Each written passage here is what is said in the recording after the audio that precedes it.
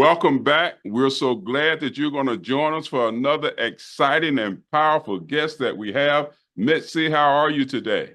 I am super, and I'm super excited to be here with you. We're excited to have you here. Do this for us. Introduce yourself to our viewing audience. Tell them a little bit about who Mitzi is. I am a wife, a mother, a grandmother.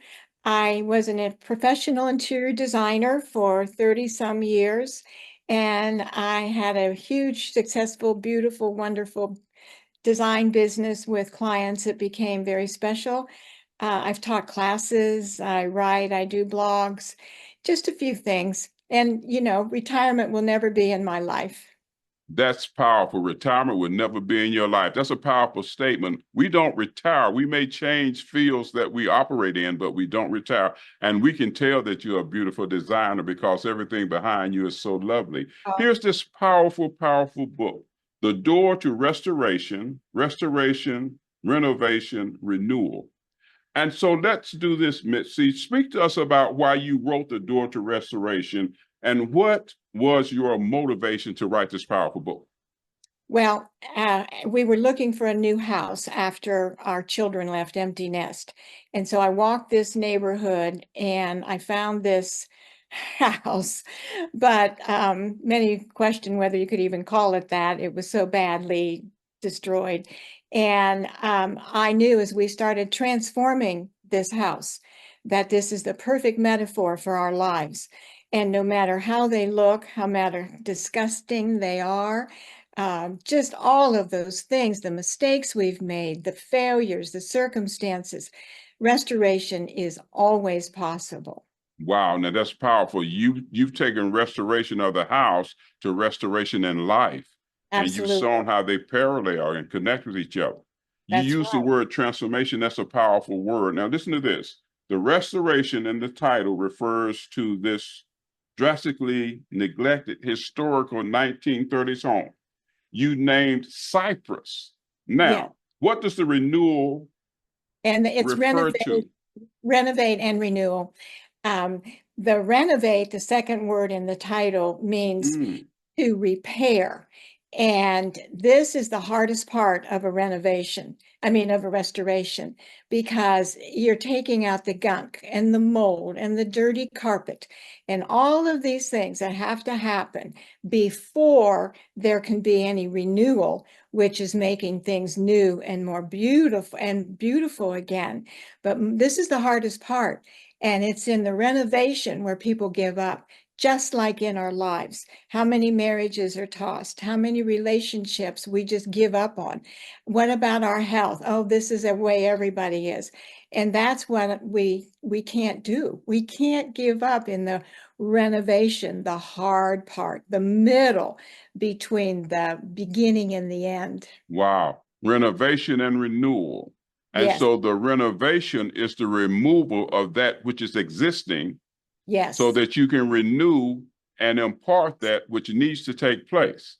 yes, And sir. once again, you're connecting that to both that the renovation of the home and the renewal to marriages and life and relationships. Exactly. And the appearance is not always what it seems to be, as we know. And the renovation of our lives is getting out all of that gunk, all of those years of conflict denial, and just putting a fresh coat of paint on it, so to speak. My The hard goodness. work is digging in there and just making it, renovating. And if we want to have a true restoration, that's what we talk about. I write about a lot in the book. So true restoration takes place internally, not externally, but the Exactly. true essence, the value and the wealth is on the inside. Absolutely. Yes, That's where sir. the transformation takes place. That's right. Love it, love it, love it. Now, here's something. Why this home, when there are so many that Yeah. you could have chosen, So why many. was this home selected? Well, being a woman of faith that gets stronger and stronger as every year goes by, we were looking for a home. And I asked my husband if we could buy a fixer-upper. And he said, sure, of Mm, course. had no idea what this was going to be. But I walked this neighborhood and I saw this home as badly damaged as it was. I believe the Lord spoke to me. I believe it with all my heart and said, "This is your home, Mitzi and Bob. I want you to buy this home." And by the way, it was not for sale. That's how strong this message was. You have to have this home. My goodness, you're walking the neighborhood. Mm-hmm. There were other homes not in as bad shape, True. and this one wasn't for sale. Not for sale. You selected one that was badly damaged that would need more care. Right. And then God spoke to you and told you this is the one. Absolutely. He That not is only, so powerful. yeah. And I mean, everybody thought we were nuts, that we had absolutely lost our minds. Even the inspector, when he went through it, he says, "You two seem like such normal people." Wait a minute. You're undertaking a project that even the inspectors say, you look like normal people. Why would you choose this project to undertake? He said he had never written pages of issues in his whole career. So many issues in this home, Yes, sir. but it was your assignment. And that's exactly it. We Wow. had to do this. And at the time, I didn't know the transformation that was going to occur in me and Bob. Yes. So that's the story, what went on. So transformation took place in you as you are transforming the property. Yes. That is so powerful. In your 35-year career as a professional interior designer, why did you become a pioneer in preparing our homes for our futures, as was one of your goals for restoring your Cypress home? I've always been interested in demographics. When I've done CEUs for professional conferences, um, I just again I was led. We're gifted or given these assignments and these passions, and mine was to awaken people that if they want Mm, to stay in their own homes, they have to just not think everything's going to stay status quo. They have to make renovations. They have to prepare. And so I used Cypress as a living lab and taught classes there. We had tours there. And the exciting part was many people were frustrated. They were like, "Well, I thought this was an aging place home." Bingo, it's not supposed to look like it is. And it's supposed to just enhance your quality of life, keep you safe, and let you live there as long as you want, my or goodness. know when to move on. And that's a key to life too, isn't it? When to move on. Knowing when to stay and when to move on, but enhancing the quality of life. That Yes, sir. speaks volumes. Yes. What was your purpose for including over 40 years? And then you have photos, For 40 before picture. and after photos in the book. Hmm. Is it to emphasize your incredible design makeover, or what's the purpose for including these photos? If I hadn't included these photos, the written word would be totally insufficient. We can't envision when there's bird nest in the windows and when there's garbage there and mold and all our mind doesn't Mm, allow us to go there.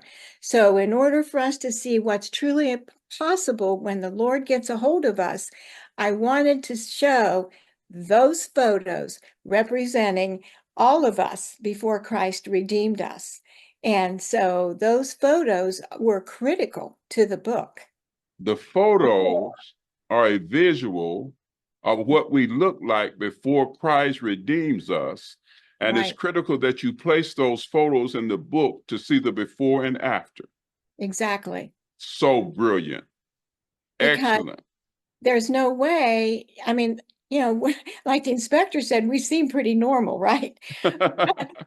When you see those photos, then you can realize and understand why people thought, "What are they doing?" And the only explanation is we just had the Lord's hands on our shoulders going, "Buy this, keep going, My keep mind. doing, keep working," through the uh I describe it all.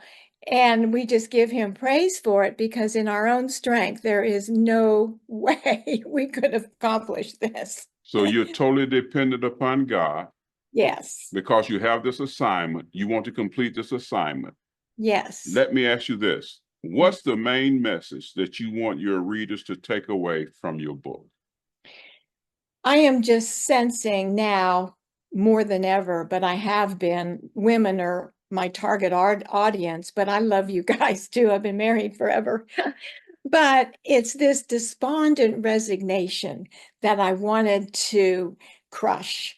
That, you know, the old Frank Sinatra song, "Is That All There Is?" This is where many people are stuck. And I want to get them inspired and encouraged and let them know, no, no, no, no, this is not all there is for you. There's so much more. But you have to have the faith that it will change. You have to believe.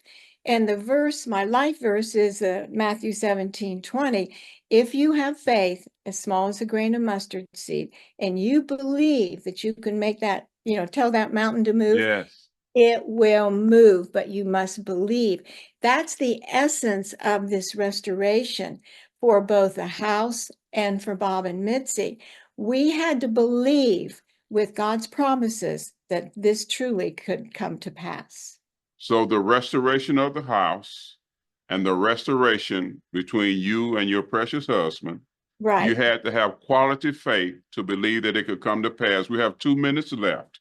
And so with these 2 minutes, I want you to disseminate any contact information that you might want to give to our viewing audience, website, email, anything of like that nature, and where this powerful book can be purchased.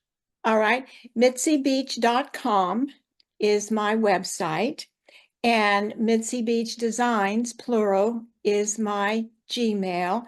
The book can be purchased on Amazon and or through Zulon Publishing. And the links are in my, all my information, the links are there.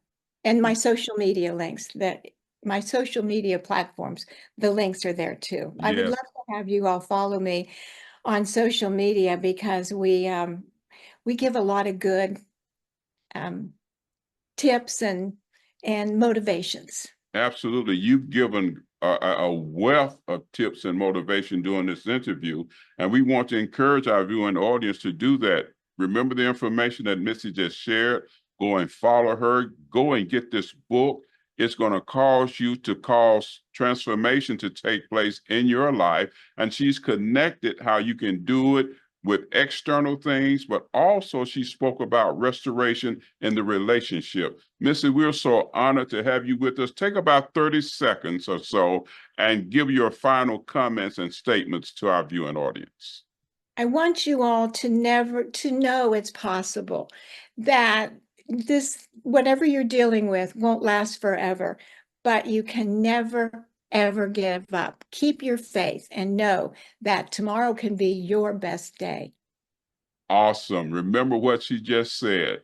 Tomorrow can be your best day. Never give up because it's never impossible. I'm Dr. Larry Carnes. Of course, this has been Books of the Month. Remember to always outlove, outserve, outforgive each other. Optimum blessings to you. Join us again right here for another exciting episode of Books of the Month. Thank you, Mitzi. Thank you. Thank you.